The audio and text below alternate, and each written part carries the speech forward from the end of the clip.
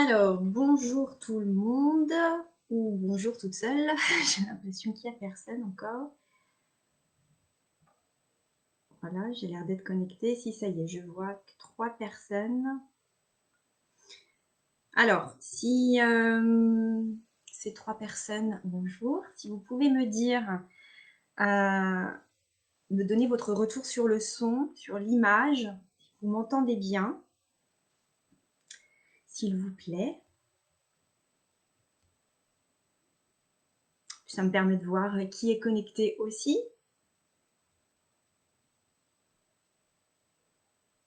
Hop. Voilà, vous arrivez au fur et à mesure. Alors, comme d'habitude, entre les commentaires que vous avez notés, que je vais recevoir, et au moment où je vais pouvoir les voir, il y a toujours un décalage. Là, je ne vois rien. Ah, ok, top, Kibou. Merci.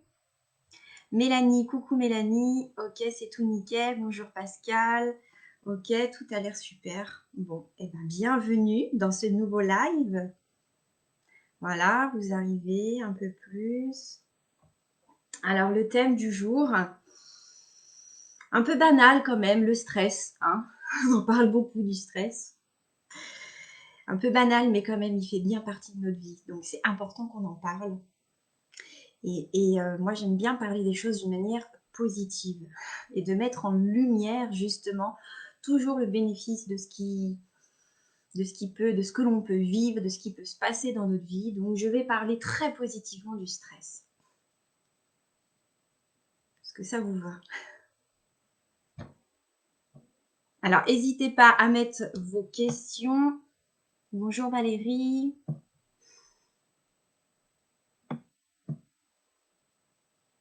Parce que voilà, moi je peux parler très longtemps, mais vos questions vont permettre aussi d'enrichir mon intervention et peut-être de dire des choses auxquelles je n'aurais pas pensé. Je voulais attendre encore un petit peu. Voilà, vous êtes 9 à regarder.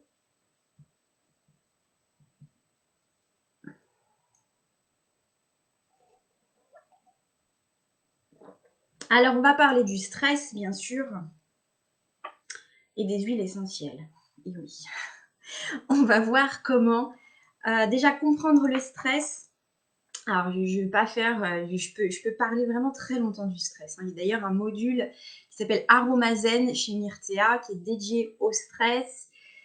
Donc là, on est là le temps d'une heure de partage. Donc, je vais essayer d'être vraiment. Donc, je ne suis pas là pour faire le cours Aromazen, mais voilà, de vous parler positivement du stress, comprendre, avoir un autre regard. Peut-être que c'est déjà votre cas, que vous voyez le stress plutôt positivement, de voir à partir de quand il devient vraiment délétère pour nous, pour notre santé, voir comment on peut agir en prévention, apprendre à l'écouter, à le sentir. On est toujours dans la connaissance de soi.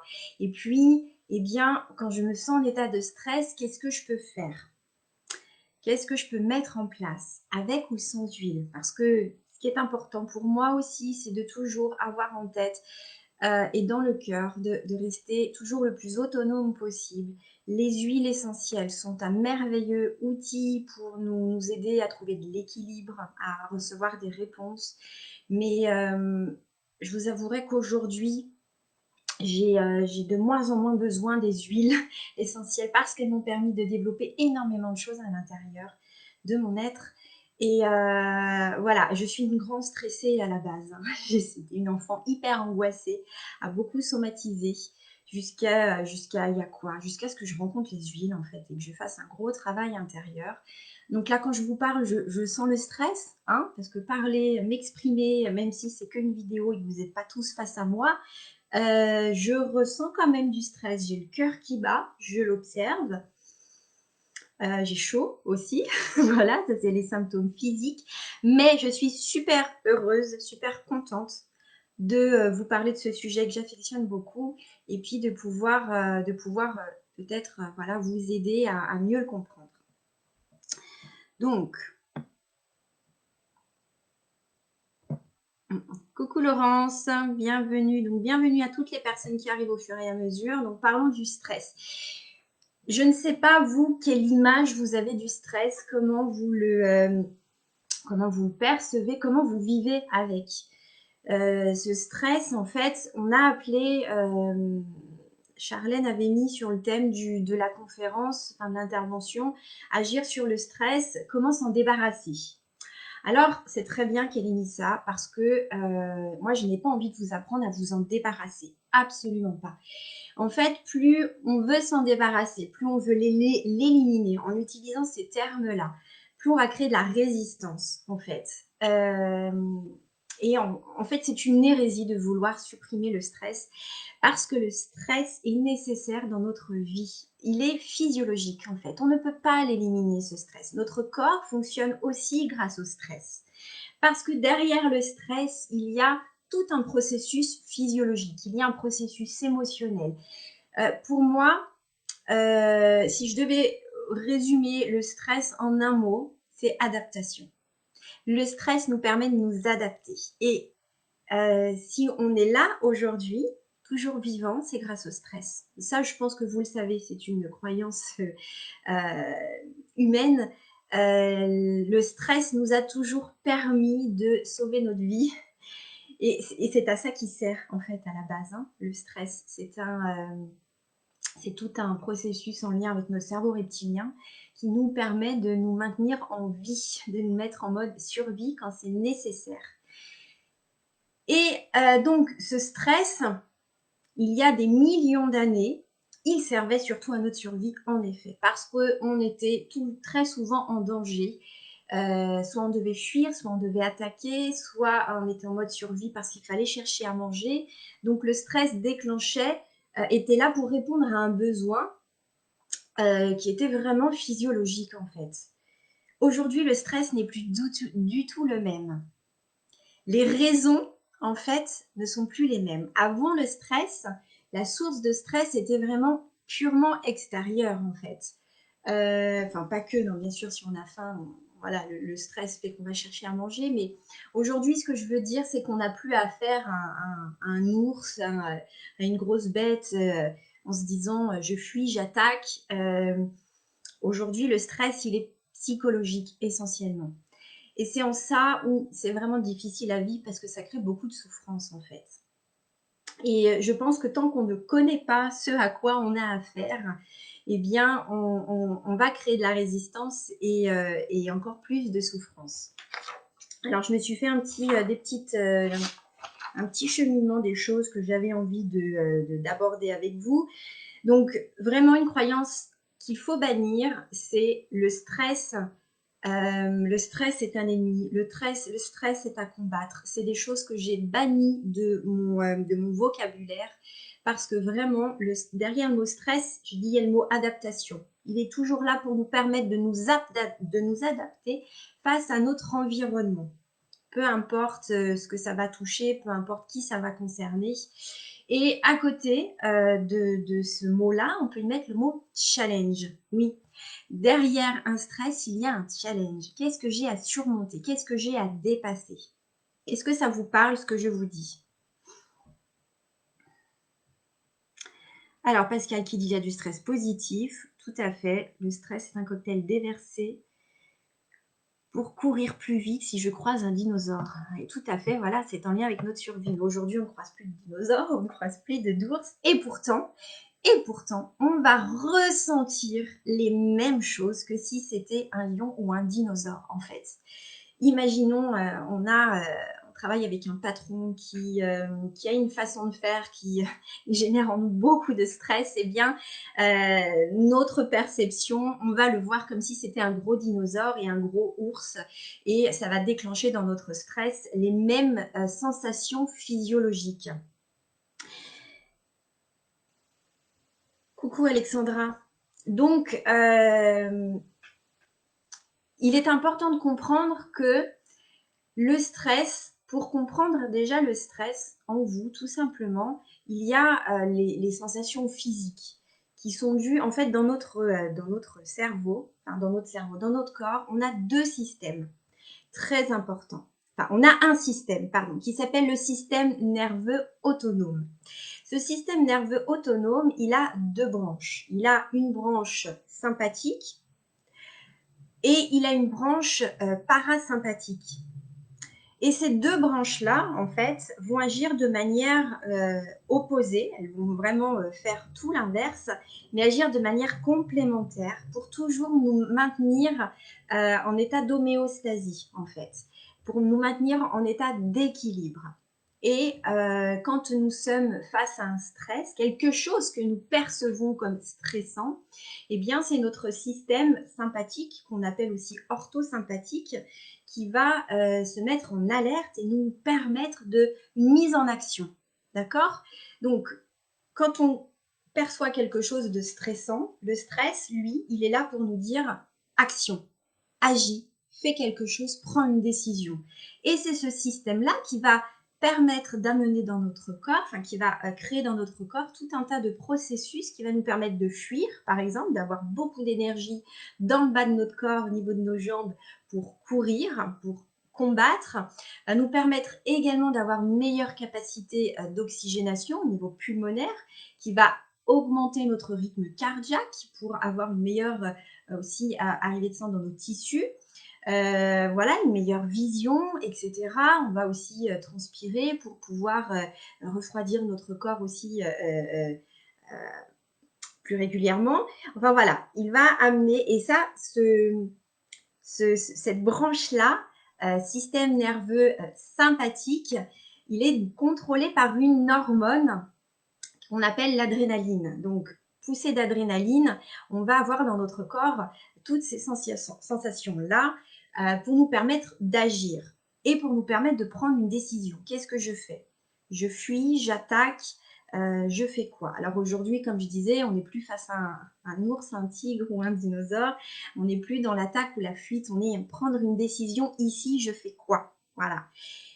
Et parallèlement, donc on a cette branche qu'on appelle le parasympathique qui va faire tout l'inverse de l'orthosympathique. Et lui, son programme, c'est le retour au repos, le calme intérieur, la régénération, la récupération. Donc quand on fait du sport, c'est cette branche-là qui est sollicitée.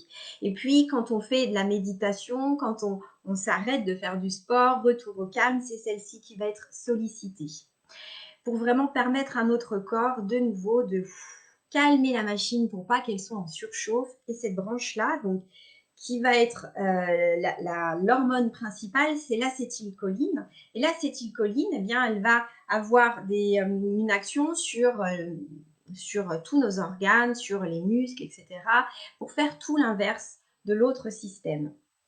Et par exemple, c'est sous le contrôle du parasympathique que l'on va digérer. Quand on dort, c'est le parasympathique qui va agir. Quand on fait de la méditation, relâchement des sphincters, par exemple, c'est le parasympathique, etc.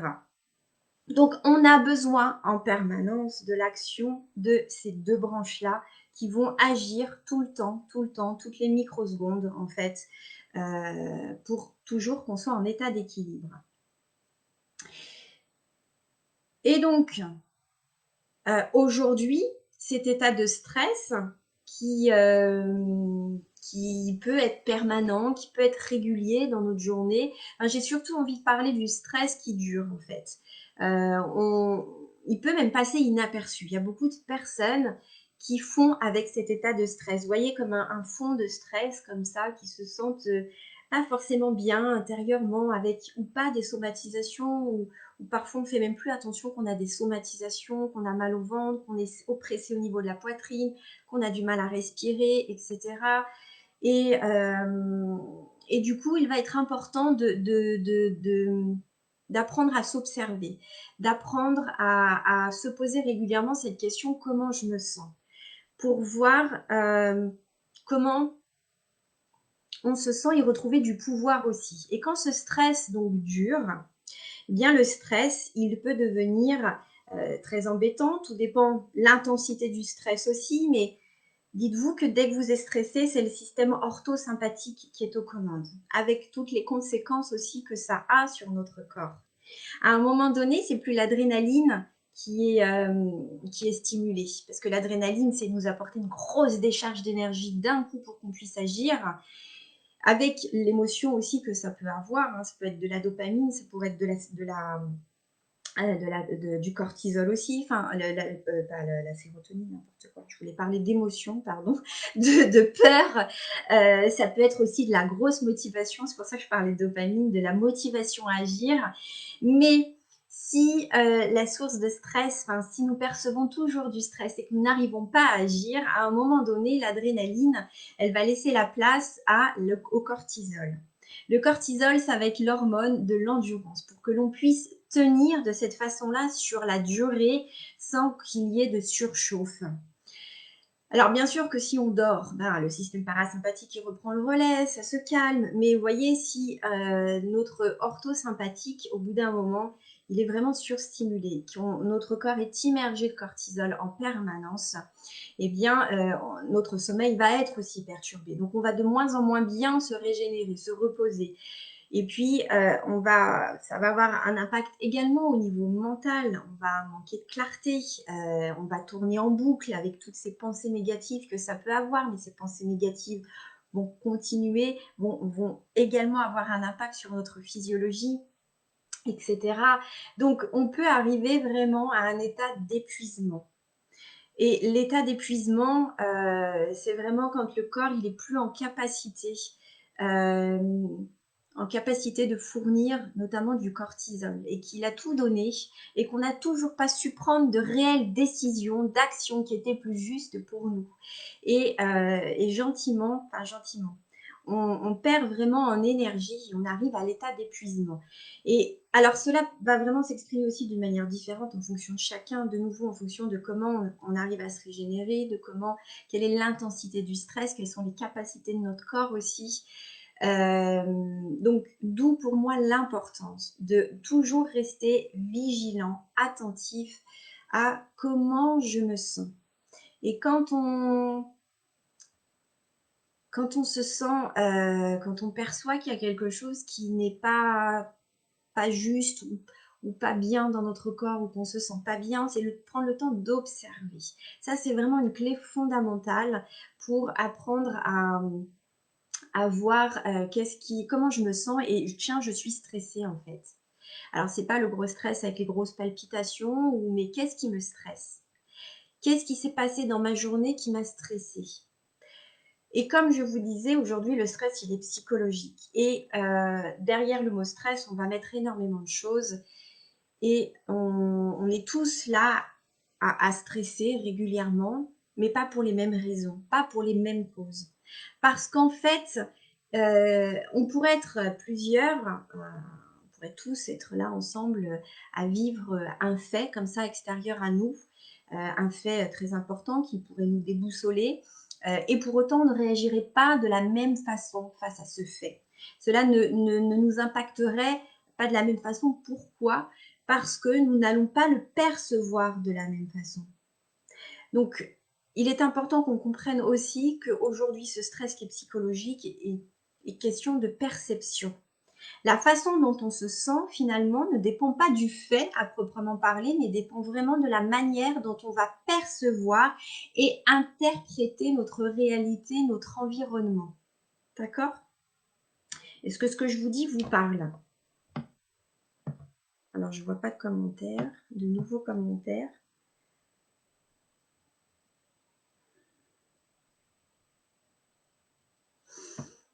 Alors, n'hésitez pas à me donner votre retour, vos commentaires sur déjà ce que je peux aborder.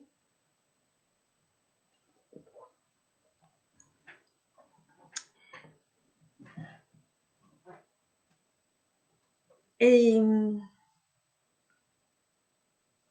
voilà, il est important aujourd'hui, si on veut voir notre stress comme un allié, parce que oui, il peut être un allié contre lequel on ne va pas lutter finalement, parce que de nouveau, dès qu'on lutte, dès qu'on va rentrer en résistance, on va figer, on va bloquer quelque chose en nous.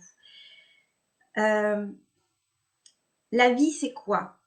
La vie, c'est des échanges, c'est donner, recevoir, c'est un flux constant entre nous et notre environnement, d'accord? C'est vraiment, la vie est quelque chose de fluide. Le stress, petit ou grand, peu importe, le stress, il rompt en fait cet échange. Il rompt ce flux, il le coupe brièvement, longtemps, peu importe. Mais voilà, si on laisse le stress, un état de stress s'installer en nous et prendre... alors, c'est pas le stress à bon moment qui va prendre le contrôle, mais ça va être notre tête, la façon dont elle va réagir. Eh bien, on va vraiment se couper de cette énergie de vie. Et finalement, si on laisse s'installer ça, on trouvera plus difficilement aussi des solutions. Parce que derrière le stress, il y a un mot problème, entre guillemets. Quel est le problème? S'il n'y a pas de solution, c'est qu'il n'y a pas de problème. Enfin, bon, c'est selon moi, hein, mais... Coucou Véronique. Alors oui, bien sûr, Pascal, tu parles de l'influence du microbiote, mais bien entendu que le microbiote, ça c'est ce qui est abordé dans le cours sur l'aromazène. Le microbiote, qui est pour moi, enfin c'est un organisme vivant à proprement parler dans nos intestins, mais c'est toute notre flore bactérienne qui, oui, en fonction de la qualité de notre microbiote, de sa richesse, de son fonctionnement, de son équilibre, eh bien, va aussi avoir un impact, bien entendu, sur notre stress. Il faut savoir qu'il y a 70 à 80% de nos neuromédiateurs, dont la sérotonine, dont la dopamine, par exemple, qui vont être fabriqués ici au niveau de notre microbiote. Et dans notre microbiote, on a des millions de neurones. On a l'équivalent d'un cerveau de chien ou de chat dans notre microbiote. Et ce système nerveux entérique fonctionne indépendamment de notre cerveau aussi, de notre cerveau ici. Et voilà, enfin, si... bonjour Coco. Et il y a également... Alors, pour finir avec, enfin, pour continuer aussi dans ce côté perception du stress, face à un fait, moi, ce qui va m'aider, en tous les cas, quand je suis stressée, c'est de prendre du recul. Donc, être en état d'observation, d'observer que je suis stressée.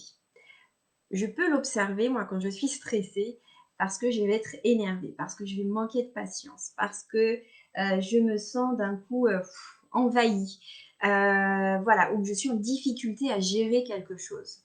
Alors, je pense notamment, moi, ce qui me stresse le plus, on va dire en ce moment dans ma vie, ça va être le côté, comment dire, dans ma relation avec mon petit garçon de 4 ans, pouvoir l'accompagner au mieux à gérer son stress. Et quand on est en cas de crise, je peux ressentir du stress, à me dire qu'est-ce que je fais, qu'est-ce qui se passe, c'est compliqué, c'est dur, je ressens des choses.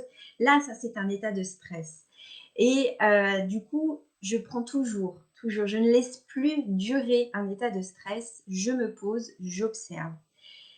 Sans forcément analyser, juger, juste déjà observer comment je me sens.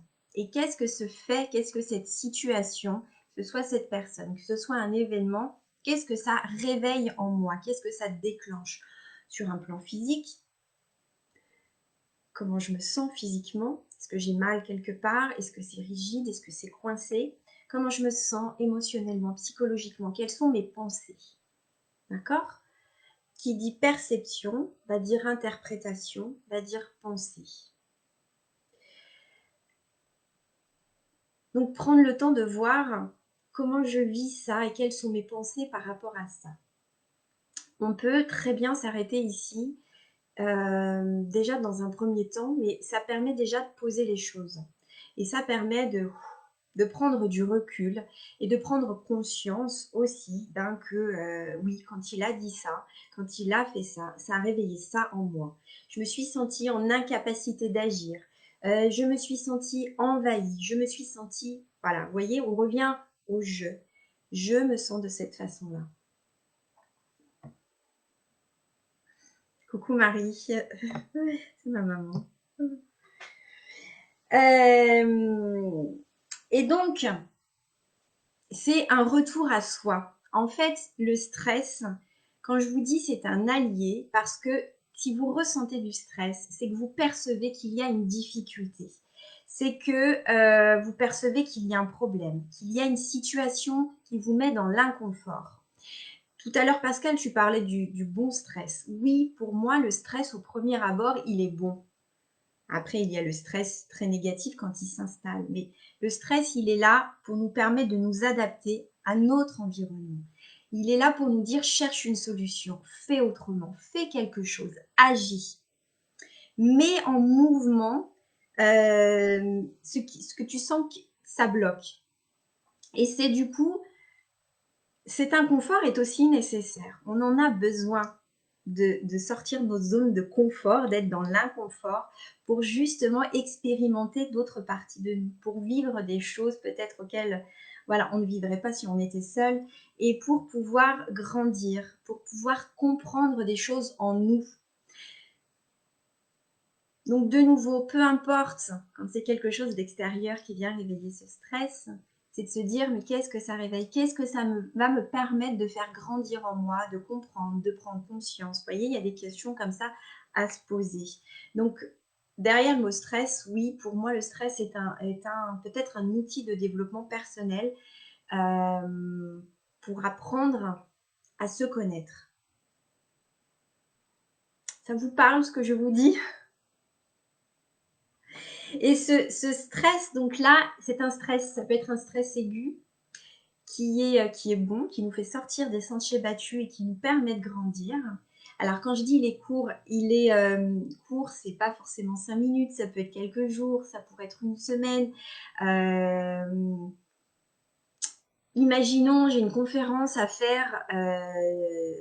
Enfin, je vous dis ça parce que dans le cadre de mon travail, je rencontre beaucoup de personnes et je peux être amenée à parler avec beaucoup de personnes, mais pour moi, quelque chose qui pourrait être hyper stressant, c'est de savoir que je vais devoir parler devant peut-être 50 ou 30, allez, 35, on va dire dans 50 personnes. Alors, ça peut avoir lieu dans 3 semaines et là, ça va générer en moi beaucoup de stress. Alors, aussi bien physiquement que psychologiquement qu'émotionnellement. Du coup, de nouveau, ça va me permettre de m'adapter, ça va être un challenge. Qu'est-ce que ça va réveiller en moi qui fait que ça me stresse aussi? C'est peut-être pas suffisamment, je ne nourris pas suffisamment la confiance en moi. Quelles sont mes valeurs? Enfin voilà, je vais devoir faire un travail sur moi pour pour pouvoir dépasser ce challenge, pour pouvoir bien vivre ce challenge. Et le pourquoi je choisis pourquoi je choisis de faire cette conférence, je choisis de la faire. Qu'est-ce qui est important, pourquoi elle est importante pour moi? Et de revenir à toujours quelque chose qui est positif pour soi. De se dire que quand on vit un état de stress, quand on se sent stressé, quel est le bénéfice? Quel bénéfice je peux retirer de cette situation? Quel est le positif dans cet événement-là? Alors, Alexandra. Oui, alors Alexandra, c'est prévu que j'aborde des huiles essentielles pour gérer le stress. Il n'y a pas de souci, ce sera en replay la rencontre. Et Véronique, en tous les cas, c'est une intelligence à part entière qui peut être moteur de changement. Oui, ça nous parle tout à fait. C'est une intelligence à part entière. Parce qu'il y a différentes façons de vivre ce stress. On va le vivre physiquement, psychologiquement, émotionnellement. Mais quand on se met en posture intérieure de vouloir grandir, de vouloir dépasser ce challenge, on va également faire évoluer notre conscience aussi. Et on va se mettre en lien avec la vie. D'accord? Je vous parlais tout à l'heure, le stress nous coupe sur l'instant du flux de la vie. Si on le laisse s'installer, si on reste dans le mental à cogiter dans nos pensées, c'est un problème, j'y arriverai pas, c'est une difficulté. Mais lui, il est ceci, mais lui, il me fait cela, mais c'est pas possible. Ça peut pas continuer comme ça, bah, je laisse tomber, je lui parle plus. Vous voyez, là, on est complètement en train de rejeter ce qui nous est proposé et on ne cherche pas à voir où sont les solutions. Et oui, on se coupe de la vie de cette façon-là. Et si on se met en posture d'ouverture, tiens, quand il m'arrive une difficulté, quand je me sens en difficulté, comment je peux dépasser ça? Qu'on prend le temps de se poser, de méditer, de se connecter à la vie. Vraiment, on fait appel à une autre forme d'intelligence aussi, qui est en nous, qui est en chacun d'entre nous. Et alors oui, du coup, je vais vous parler d'outils aussi qui vont nous permettre de... Moi, je vais vous donner un premier exercice. On prend un temps de pause.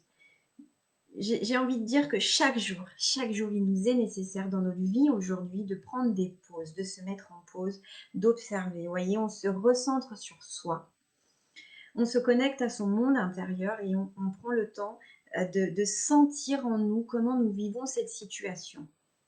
Donc, qu'est-ce qu'on fait déjà là? On coupe un peu cette branche orthosympathique qui nous met en état de fibrillation et puis on va plutôt aller mobiliser le parasympathique qui va nous emmener à plus de calme intérieur. Et du coup, en se reconnectant à notre monde intérieur, donc on peut le faire aussi en faisant de la méditation. Ce temps de pause peut être un temps de questions-réponses avec soi. Et puis, donc ce temps de méditation, la méditation, il y a plusieurs façons d'en faire, mais moi j'ai cette habitude de méditer chez moi en étant assise ou allongée, mais de connecter le plus possible à mon corps, à mon cœur, de revenir ici dans le centre de mon être et de respirer et de me connecter vraiment à... Alors, c'est pas toujours simple de mettre des mots, mais de me connecter à cette sensation subtile qui vibre ici, en fait. Et de me mettre aussi en posture d'amour vis-à-vis de moi. Parfois, on peut vivre des choses très difficiles et on peut ressentir de la culpabilité. On peut ressentir du rejet vis-à-vis de soi. On peut ressentir des choses très difficiles que l'on va diriger contre soi. Donc, peu importe ce que l'on peut ressentir, j'ai aussi appris aujourd'hui à revenir dans l'amour de mon être, de ce que je peux être amenée à vivre. Ok, c'est dur. Ok, là, tu as été violente dans tes paroles. Ok, là, tu as été en colère. Tu as fait comme tu as pu sur l'instant, avec les ressources que tu avais sur l'instant. Et je me console, je reviens dans mon être comme si j'étais ma propre mère. Parce qu'en soi, on a un père, on a une mère intérieure, on a un enfant intérieur. On retrouve ce trio. Et voilà, c'est de revenir à soi. Et ça, déjà, rien que cette démarche, ça va aussi modifier la perception de votre environnement, de ce que vous vivez, en fait. Et donc, en état de méditation, bien entendu, on va stimuler le parasympathique. Et puis, on va, quand on parvient à se mettre en état de méditation profonde, on va être aussi sous l'influence des ondes alpha qui nous mettent vraiment dans un état de conscience très profond. Et on va développer au fur et à mesure qu'on fait de la méditation aussi un autre niveau de conscience. On va aussi élargir nos champs de conscience. On va petit à petit développer plus de capacité à voir les solutions plutôt que de tourner en rond autour des problèmes. Et oui, continuer à vivre du stress, mais de manière très ponctuelle, et que du moment qu'on a connecté avec des outils ici, eh bien, on arrive tout de suite à se remettre dans le flux de la vie, et donc dans l'échange de la vie. Donc la méditation, les temps de pause, la méditation. Et puis j'ai envie de parler aussi de la cohérence cardiaque. Je ne sais pas si vous connaissez la cohérence cardiaque, qui est un outil de respiration. On en entend de plus en plus parler et qui va vraiment permettre à notre corps de nouveau de stimuler cette branche parasympathique, retour au calme, qui va créer plus de connexion à l'intérieur de notre être et notamment entre le cœur, entre notre système nerveux du cœur et celui du néocortex. Donc, qu'est-ce que c'est? Cohérence cardiaque, c'est une façon de respirer toute simple. Retenez 365, ce chiffre, 365. C'est-à-dire qu'on va faire cet exercice 3 fois par jour et que on va le faire pendant 5 minutes et qu'on va faire 6 respirations par minute. D'accord? Donc, je me mets un petit chronomètre de 5 minutes. Et en fait, le but est de faire d'inspirer sur 5 secondes, d'expirer sur 5 secondes. J'inspire 5 secondes. J'expire sur 5 secondes, sans couper la respiration. Et donc, on arrive à le faire 6 fois par minute. Et du coup, il est important de le faire durer 5 minutes et de le faire 3 fois par jour. Qu'est-ce que ça apporte? Dites-vous que faire cette respiration-là va faire baisser votre taux de cortisol. branche orthosympathique, va faire baisser votre taux de cortisol de 20% sur 4 heures. C'est pas négligeable quand même, hein. Vous allez créer aussi au fur et à mesure que vous allez le faire. Alors, il faut bien attendre quand même. Peut-être, tout dépend de votre état de stress, comment vous vous sentez intérieurement, mais au bout de 3 semaines, on a déjà vraiment des très bons résultats. On va gagner en clarté d'esprit. On va gagner de nouveau en réactivité face à un état de stress, face à un problème. On va permettre plus de cohérence du coup cardiaque, plus de cohérence entre le fonctionnement de notre corps, de notre cœur, je veux dire, qui est un système nerveux propre qui fonctionne indépendamment du cerveau, tout comme le microbiote. Et donc, on va créer plus de connexions ici. Notre cerveau sera plus en capacité d'entendre la voix de notre cœur, entre guillemets, hein. Et vous pouvez associer cette cohérence cardiaque aussi à la respiration d'huile essentielle. Donc là, je vais commencer à vous parler d'huile essentielle. Les huiles essentielles, souvent on me dit, je suis stressée, quelle huile essentielle je peux prendre? Ouh là là, il y en a plein. Je vous en sors une liste comme ça d'huiles essentielles pour le stress. Donc, je vais vous en citer. Il va être important aussi de choisir une huile, peut-être une huile du cœur, ouais, c'est le mot qui me vient, mais qui va pouvoir vous aider dans ce contexte-là particulier, avec l'énergie que vous avez là en ce moment face à cette difficulté. On n'a pas toujours besoin des mêmes huiles essentielles en fonction de l'état de stress dans lequel on se sent. De nouveau, on peut être plusieurs personnes ici, être stressées et ne pas avoir besoin des mêmes huiles essentielles. Et j'utilise énormément le pouvoir olfactif des huiles essentielles. Je pense que vous en avez déjà entendu parler ici chez Myrtea, ne serait-ce que sur cette page ou ailleurs, mais notre odorat a un pouvoir infini pour venir agir sur notre état intérieur. Alors déjà, il y a la respiration. Vous voyez, quand vous prenez le temps de respirer, de revenir à vous, de revenir dans votre être, avec ou sans cohérence cardiaque, déjà là, vous allez diriger l'énergie vraiment vers l'intérieur. Donc, système parasympathique, quand c'est tourné vers l'intérieur. Et si en plus de ça, oui, vous rajoutez une odeur qui va venir équilibrer, qui va venir apaiser, prendre en charge une émotion, vous allez avoir des effets aussi plus rapidement.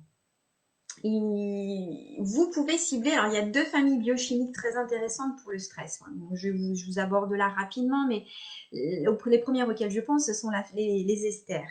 Les esters, c'est une grande famille biochimique qui contient tout un tas de principes actifs. Et dans une huile essentielle, donc on va avoir bien entendu la présence de plusieurs principes actifs, de plusieurs familles biochimiques, mais il y a des huiles essentielles, comme je pense aussi à la camomille romaine qui contient, il me semble, 80 ou plus de 90% d'ester. Et c'est une huile essentielle très puissante pour venir apaiser une anxiété, une angoisse. La camomille romaine, donc par rapport à ces fameuses esters, pour revenir à cette famille, c'est une famille qui va vraiment apporter beaucoup d'équilibre, beaucoup d'harmonie dans notre corps, qui va aussi indirectement aider notre corps à stimuler de la sérotonine, qui est l'hormone du lâcher-prise, du bien-être. Et c'est ce que font ces esters, nous amener à lâcher prise, à prendre du recul. Et donc, cette camomille romaine, par exemple, elle convient vraiment quand on est hyper angoissé, qu'on a la boule ici, que c'est noué, c'est tendu au niveau du plexus. Et quand on a besoin aussi d'avoir du réconfort. C'est vraiment ce que je ressens avec la camomille, du réconfort, de la douceur. Au-delà de l'odeur, j'aime ou j'aime pas, hein, parce que je sais qu'on n'est pas forcé d'aimer toutes les huiles essentielles, mais essayons de dépasser ce stade. Oh, j'aime pas, elles sont pas bonnes, pour vraiment rentrer dans l'expérience de votre rencontre avec l'huile essentielle. Cette camomille romaine, vous allez pouvoir donc l'utiliser en respiration, ce que j'appelle respiration consciente. Vous allez pouvoir aussi l'appliquer au niveau du plexus solaire en mettant quelques gouttes dans une huile végétale, 3-4 gouttes, une huile végétale, et vous allez masser votre plexus solaire tout en douceur. Vous pouvez aussi masser la zone du cœur. Ça va également apaiser un rythme cardiaque hyper accéléré. Et puis d'un coup, Alors, le système parasympathique, là, il va être stimulé, hein. Ça va vraiment faire redescendre la pression. C'est une huile qui peut être aussi un peu, enfin, qui peut être hypnotique et sédative, hein. Donc, si ça vous semble trop, vous pouvez partir sur une autre huile, comme le petit grain bigarade, par exemple. Mais voilà, vraiment, elle canalise très rapidement l'angoisse et le gros stress. Donc, d'une manière générale, la respiration consciente d'une huile essentielle, c'est un exercice voilà, qui est d'ordre de la méditation ou de la pause dont je vous parlais tout à l'heure. Durant 2 minutes, en conscience, donc les yeux fermés, vous allez respirer une huile, que ce soit au flacon ou en mettant une goutte, si l'huile n'est pas irritante et qu'elle n'est pas photosensibilisante, une goutte dans le creux de vos mains ou sur un mouchoir ou sur des lunettes, par exemple Aronose, et vous allez respirer pendant quelques minutes cette huile en vraiment en étant connecté le plus possible à vos sensations intérieures et en laissant agir les molécules aromatiques de l'huile dans votre être. Et vous allez voir que vraiment c'est un impact hyper fort, hyper puissant et hyper rapide. L'impact sera différent d'une huile essentielle à une autre et aussi en fonction de votre état intérieur aussi, de votre vibration. D'accord? Une huile essentielle, on dit qu'elle a une vibration stable, qui ne change pas. Nous, on va avoir une vibration, une fréquence vibratoire qui va changer en fonction de notre état intérieur, en fonction des émotions, en fonction de comment je vis les choses. Donc une huile, elle va plutôt nous influencer à revenir à une fréquence stable et puis en étant connecté vraiment au cœur, à revenir à notre fréquence initiale, celle qui est vraiment en lien avec notre essence. Voilà, donc je vous parlais des esters avec la camomille, donc la camomille romaine, mais vous avez des esters également dans la lavande vraie, qui est vraiment réputée aussi pour agir sur le stress. Alors, l'énergie de la lavande vraie, ça va être de la douceur, de l'amour maternel aussi. Voilà, la camomille romaine, je la vois comme de l'amour maternel, mais comme si c'était ma grand-mère en fait, vous voyez. Voilà, comme si j'avais le réconfort de ma grand-mère. Donc la lavande vraie, c'est aussi beaucoup de paix. Elle nous invite à la paix, elle nous invite au calme intérieur. Elle nous reconnecte aussi à notre individualité, à comment moi je vis les choses. Élodie Bosson, comment moi je les vis ici. À nous apporter aussi du respect pour ce qu'on est amené à vivre. Elle va vraiment créer un espace, un espace de paix. Et puis favoriser aussi le lâcher prise. La lavande vraie, par exemple, donc vous l'utilisez en respiration consciente. Et puis vous pouvez appliquer une petite trace ici au niveau du troisième œil et puis une goutte au sommet de la tête, par exemple, pour aussi faire redescendre l'énergie vers le bas, pour un peu calmer ce mental qui s'agite. Vous pouvez bien entendu aussi l'utiliser au niveau du plexus solaire. La lavande vraie va apaiser le fonctionnement du plexus solaire. Vous mettez de nouveau quelques gouttes pures ou diluées dans un peu d'huile végétale, ici au niveau du plexus solaire, également au niveau du cœur. On peut, quand les huiles, elles ne sont pas irritantes, pas photosensibilisantes. Alors moi, là, j'ai de la lycée, elle est plutôt irritante, mais allez, moi j'ai celle-là qui aime beaucoup. Hop, vous pouvez mettre, donc je dis bien pure quand elle n'est pas irritante, une goutte ici à l'intérieur des poignets et puis hop,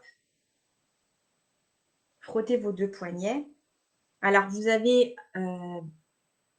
pouvoir respirer l'huile essentielle de cette façon-là aussi en mettant vos deux mains du coup devant votre visage, vous allez sentir, respirer l'huile essentielle et puis vous allez avoir l'absorption cutanée également. C'est une zone, la peau est très fine, très vascularisée, ce sera absorbé du coup rapidement par la peau avec une action au niveau sanguin très rapide.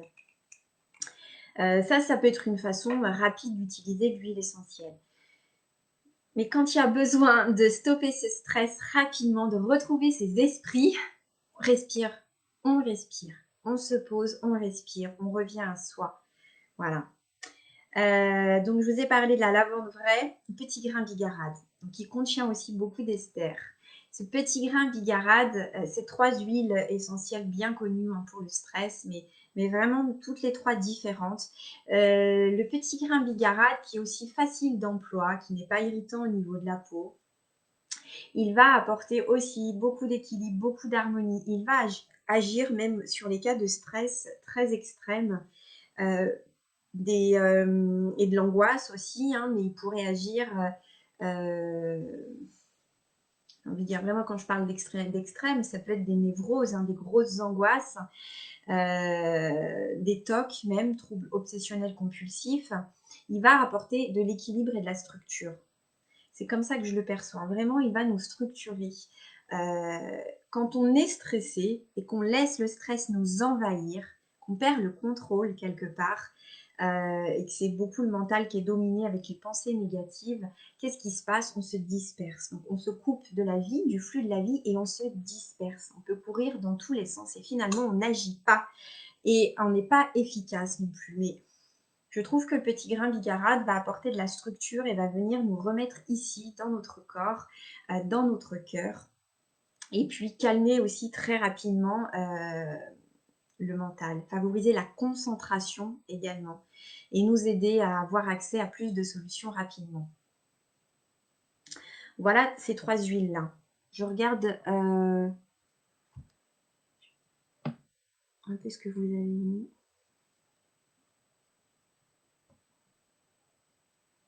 Alors oui, Véronique, tu dis que tu ne t'imposes pas un temps de pause et que c'est pas facile. Tout à fait. Moi, c'est tous les jours hein, que je dois m'imposer. Enfin, m'imposer. Je me l'impose plus parce que ça devient naturel, mais systématiquement tous les soirs, je prends un temps pour me poser, pour revoir ma journée. C'est un peu comme de l'auto-coaching quelque part. J'aime pas forcément ce terme-là, coaching, mais on fait des auto-feedbacks, mais avec toujours cette conscience de la vie, cette conscience de grandir, de revenir à soi. Et accordez-vous des rendez-vous plutôt que de... Choisissez le terme aussi qui vous donne envie de faire ces pauses. Ça peut être un rendez-vous avec vous. Si vous avez 2 rendez-vous, vous posez dans votre voiture, mettez-vous peut-être 2 minutes une musique que vous aimez ou admettons, vous ne trouvez pas ce temps. Mais dans votre journée, il se passe bien des moments, il s'en passe, c'est sûr. Hein, des moments où vous êtes dans votre voiture, par exemple. Vous avez la radio et vous avez une musique que vous aimez. Et bien voilà, ça c'est l'occasion d'avoir un rendez-vous avec vous, de vous connecter pleinement à l'instant présent et de chanter en écoutant cette musique, de vivre pleinement l'instant présent. Et qu'est-ce qui se passe? Vous stimulez votre parasympathique aussi, vous êtes dans la joie, parce que tous les sentiments de joie, de gratitude, quand vous vous sentez en paix, quand vous vous sentez connecté à l'instant présent, vous favorisez l'état de cohérence cardiaque aussi. Donc, apprenons aussi à focaliser, à capter tous ces petits moments de grâce qu'on a dans notre journée, même infimes. Une conversation avec une amie au téléphone et ça vous apporte beaucoup de joie, beaucoup d'amour. Et ben, captez, recevez pleinement cet instant, valorisez-le, nourrissez-en vous et ça va stimuler aussi votre système orthosympathique, parasympathique. Et ça va aussi vous aider à diminuer votre taux de cortisol. Plus on focalise sur tous ces moments, et plus ça va avoir du poids face au stress, face à ce qu'on peut percevoir du stress. Vous voyez ce que je veux dire?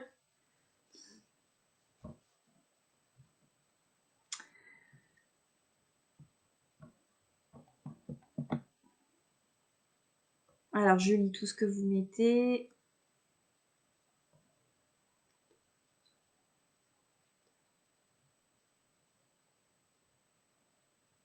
Voilà, après, on peut se faire des rendez-vous, des rituels. Moi, j'aime beaucoup les rituels où je mets une bougie. Mettez une bougie, ça change tout. Je trouve que ça change tout. Et un bain, une douche, apporter de la valeur sur des moments qui peuvent paraître banals en fait. Oui, bon, j'ai l'habitude de faire ça. Non, non, non, valorisez ces petits moments. Vous faites à manger. Si vous aimez faire à manger, valorisez ce moment. Qu'est-ce que ça vous apporte? Ça touche à quelle valeur chez vous? Je suis en train de créer, je suis en train d'inventer une recette, je suis en train de créer un plat pour l'offrir à mes convives. Mettez de la valeur là-dedans, stimuler la joie. Voyez, comment dire, on se doit. Il est important, vraiment, on est les créateurs de toutes nos journées. Hein.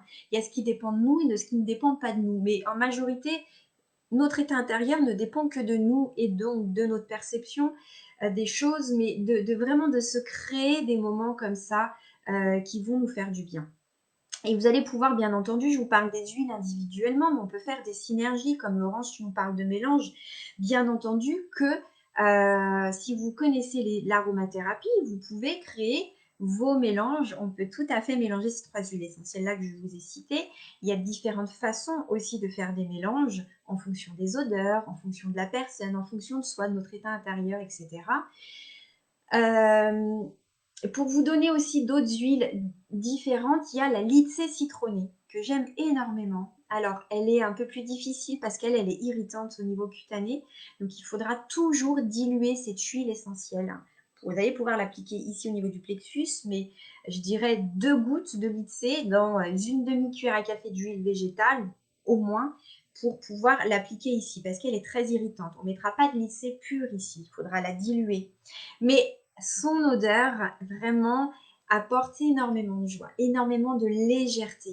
La Lycée citronnée, elle chasse les soucis. Alors, elle contient beaucoup d'aldéhyde terpénique, c'est ce qui la rend très irritante.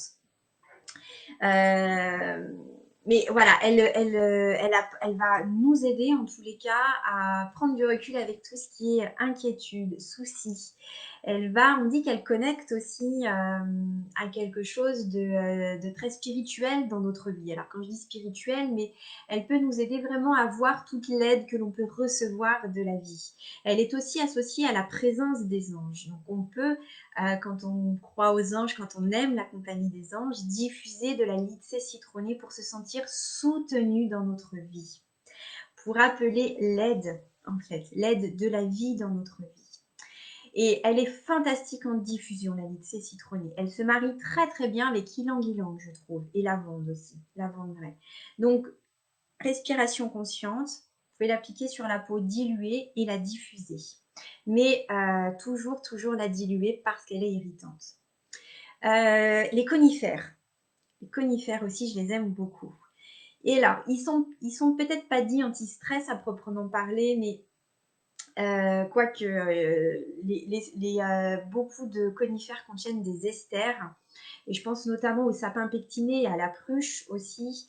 Également le pin sylvestre, il en contient. En plus, beaucoup monoterpènes, mais tout dépend de nos besoins. De nouveau, on peut avoir besoin de clarté mentale. Non, j'en ai pas parlé avec ces huiles-là, mais aussi avoir besoin de plus de clarté, de fraîcheur, de vitalité, de retrouver du dynamisme pour agir, pour prendre le taureau par les cornes aussi.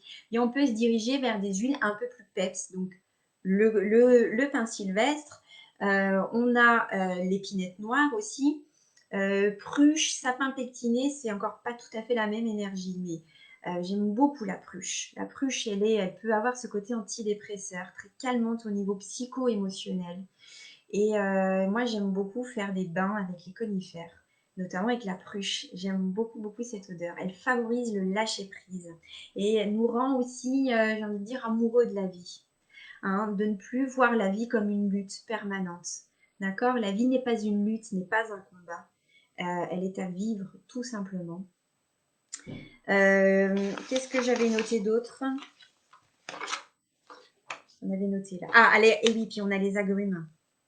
Les merveilleux agrumes que j'aime beaucoup. Alors, les agrumes sont, enfin, les essences qui sont obtenues par le zeste des agrumes sont photosensibilisantes. Donc, moi, je les conseille essentiellement en diffusion ou en olfacto, en respiration consciente. Si vous allez l'appliquer sur la peau, même ici, vous exposez au soleil derrière, même à la terrasse d'un café, vous pouvez avoir un effet photosensibilisant. Donc, on conseille que quand on s'applique des agrumes sur la peau, on ne s'expose pas au soleil dans les 6 à 7 heures. Pour éviter tout risque, parce que je ne sais pas toujours à qui je donne l'info, si on est fort, mais si on est vigilant à tout ça, je conseille vraiment plutôt l'utilisation en respiration consciente et en diffusion. Les agrumes comme la bergamote, par exemple. Notre bergamote, l'essence de bergamote contient une très grande quantité d'ester aussi. C'est d'ailleurs le seul à ma connaissance, le seul agrume, mais peut-être, voilà, je ne les connais pas tous non plus, et avec des monoterpènes, et elle diffuse la joie. La bergamote, c'est l'énergie de la joie pure, en fait, de la joie inconditionnelle. Si vous ne la connaissez pas, ou pas cette façon-là, prenez le temps de la respirer en conscience plusieurs fois par jour. Parce que cet exercice est à faire, comme je dirais la cohérence cardiaque, vraiment au moins 3 fois par jour. Vous prenez le temps de respirer en conscience, les yeux fermés. Pour moi, c'est vraiment une rencontre de cœur à cœur entre la plante et vous. Et puis d'observer sans attente les effets, ce qu'elle transforme en vous, ce qu'elle amène, ce qu'elle vous invite à sentir. Et tout ce qu'une huile vous invite à sentir vous appartient. D'accord? Ça vous appartient. Donc quand vous ressentez une joie pleine, c'est que cette joie, elle est ici, d'accord? Elle ne vient pas de l'extérieur, même si c'est la bergamote qui vous l'emmène, elle est en vous, cette joie. Et voilà, la bergamote peut vraiment nous aider un peu quand on est dans un état de joie, à votre avis, le problème, est-ce qu'il va avoir la même importance? Est-ce qu'il va avoir le même impact sur vous? Non, absolument pas. Et on va prendre les choses avec beaucoup plus de recul et on va être plus en capacité de nouveau de trouver des solutions, de trouver des idées créatives même, parce que les agrumes stimulent aussi notre créativité, tout comme la lavande. Et pour résoudre un problème, on a besoin de tout son potentiel créatif, qu'il soit verbal, qu'il soit par écrit, peu importe. Alors, merci Véronique, c'est gentil. Au revoir Marie, ma petite maman.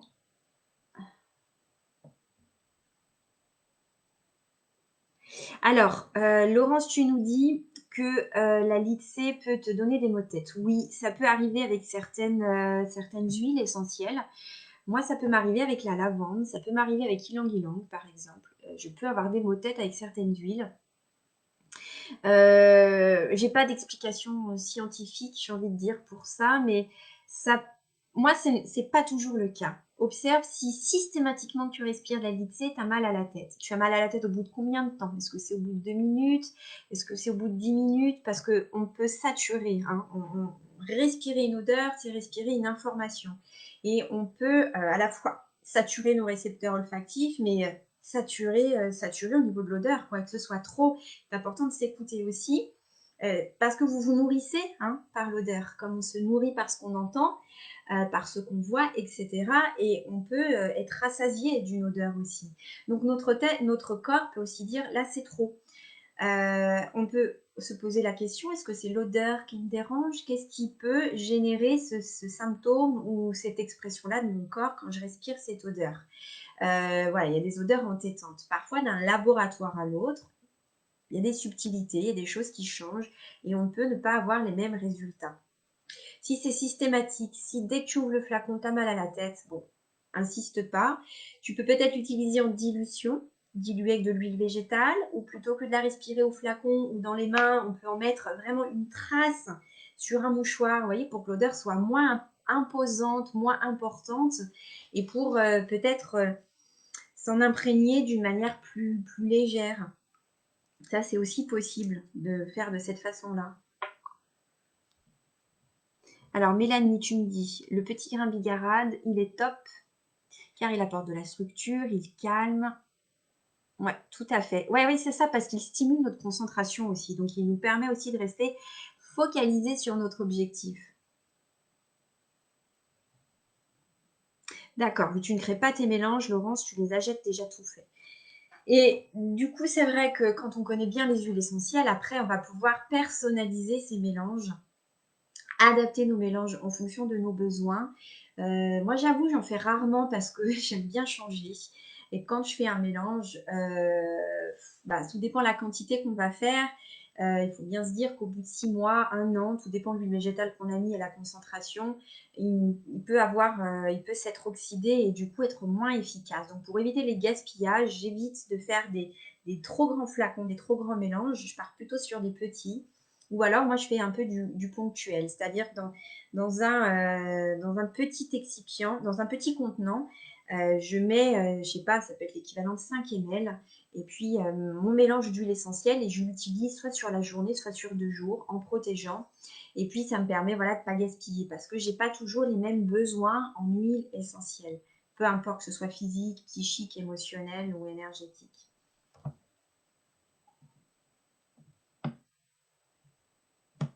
Voilà, alors là, je vois pas d'autres commentaires. Donc là, on arrive à la fin de notre rencontre. Vous avez d'autres questions, n'hésitez pas à les mettre.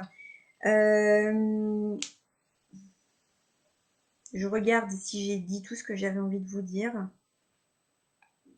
La mise en mots aussi, pour moi, est très, très importante. Justement, quand on a une prise de recul, on fait une pause, c'est de mettre en mots, de mettre en expression, de mettre en mouvement ce qui se passe en nous aussi.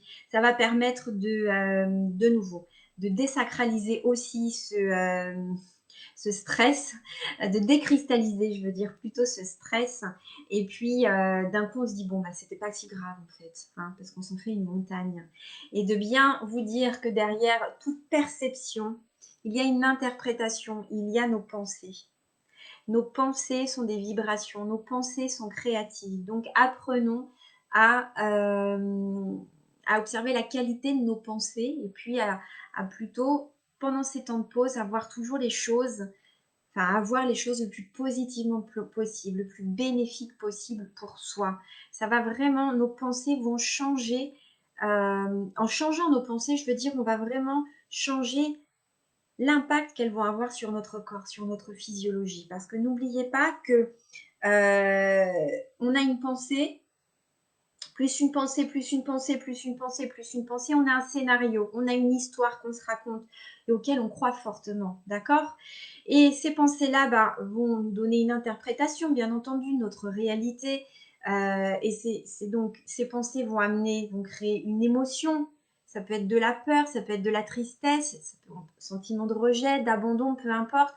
Mais une émotion déclenche, du coup, la stimulation d'hormones dans notre corps qui va avoir un impact sur notre physiologie. Donc ça fait quoi?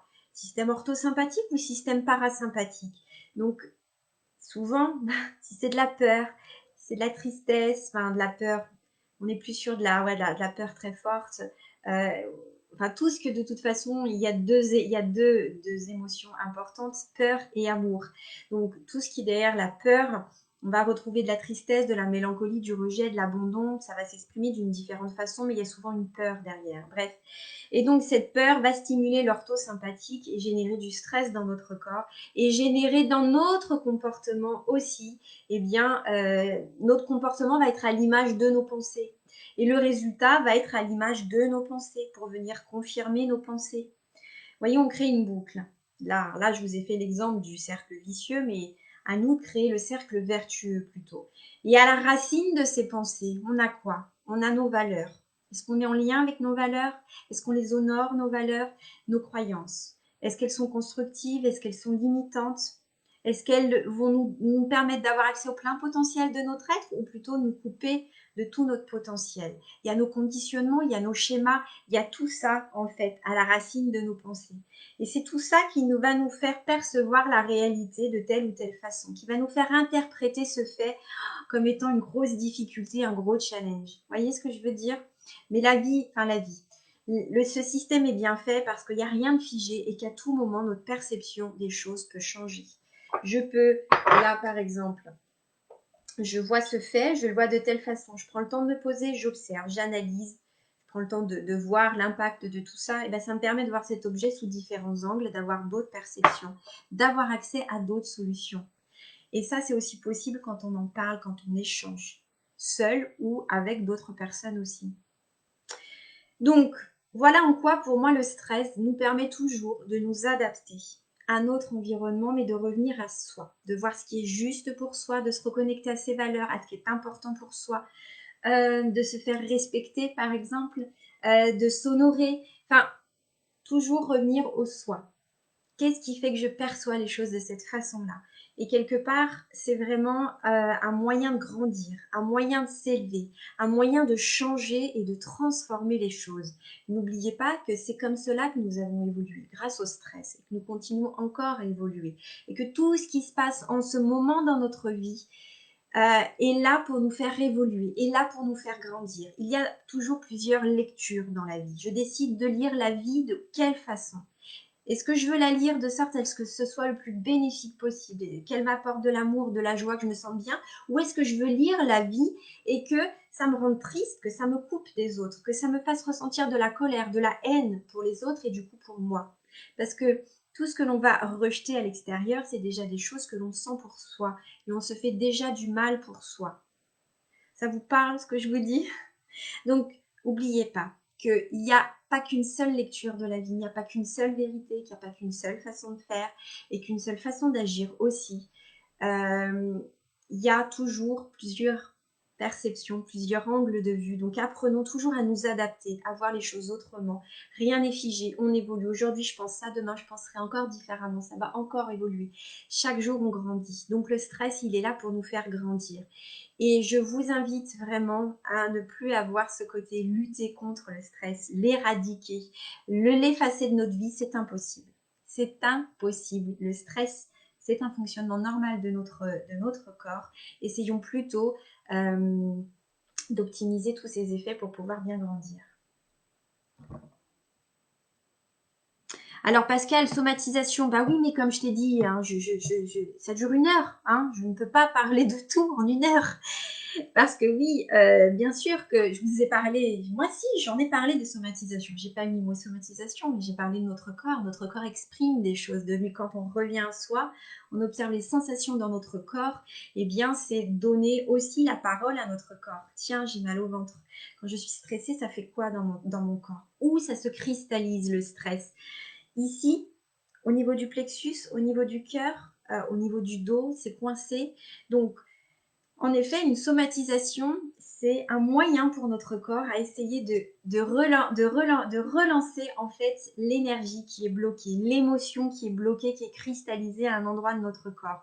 Et là, je dirais que le point de cristallisation dans notre corps est aussi intéressant. Enfin, la lecture de ce point de cristallisation dans notre corps est toujours intéressant parce qu'il y a toujours aussi des symboliques derrière ces zones-là.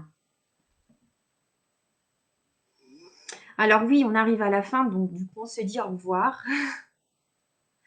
Oui, Pascal, c'est stressant de chasser le stress. Donc, coucou Marie-Pierre, tu étais ici avec nous. Eh bien, merci beaucoup en tous les cas. Merci Karine, merci Véronique, merci Pascal, merci Laurence, merci Marie, merci Véronique. J'oublie hein, le nom de tout le monde, de toutes les personnes qui étaient ici et qui sont peut-être déjà parties. Merci beaucoup de m'avoir écouté. Et puis j'espère que ça vous aura apporté aussi des clés, des éléments de réponse ou d'interrogation en tous les cas. Et puis pensez toujours à revenir ici, à vous. Voilà. Je vous dis à très bientôt. Le mois prochain, on abordera le système immunitaire avec aussi, bien entendu, qu'est-ce qu'on peut faire pour venir stimuler en douceur notre système immunitaire. On parlera, je pense, pas que des huiles essentielles, on parlera aussi des hydrolats parce que c'est aussi mes chouchous. On parlera d'hygiène de vie aussi. Voilà, on parlera de tout ça. Bon, en attendant, prenez bien soin de vous, nourrissez-vous, ressourcez-vous, c'est important aussi pour faire face au stress. Et puis, à très bientôt ensemble sur cette page.